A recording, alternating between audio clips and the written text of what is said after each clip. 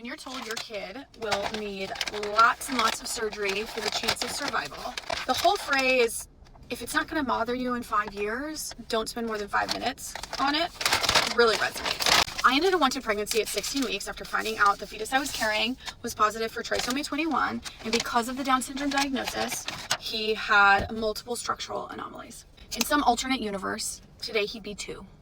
And it is the 2nd year of my due date anniversary, and I always think about him and honor him. And one of the things I want to talk about today is all the ways in which TFMR completely changed my life.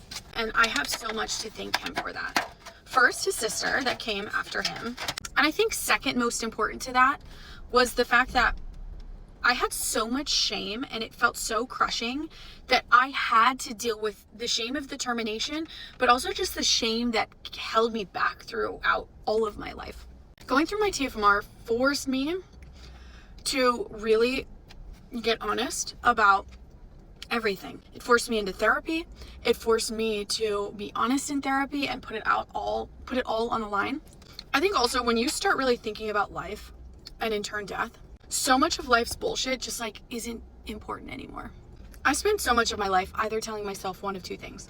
I wasn't good enough, or that I was too loud or too much. After my TFMR, I started to embrace this whole idea of like, fuck it.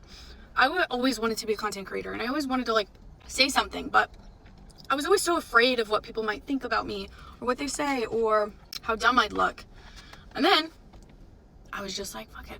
There were people in my life that were technically close to me because they were a family member or whatever. There were relationships in my life that were so unbelievably toxic. And I knew they were toxic, but I just went with it anyways.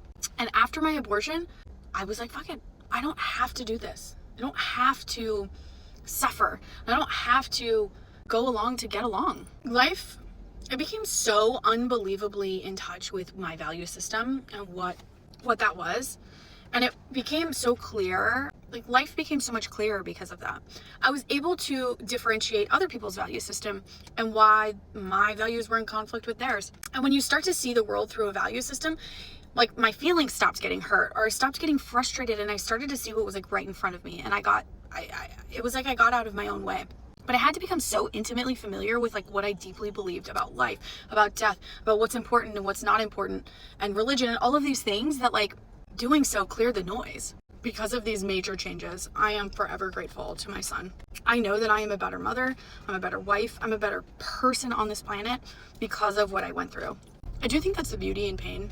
If you don't let it make you bitter and you let it open you up to new possibilities, I think the product of that can be really beautiful. And while I don't know that I'd ever choose to go through what I went through, I have gratitude for who I am on the other side of everything that happened to me. And ultimately gratitude to him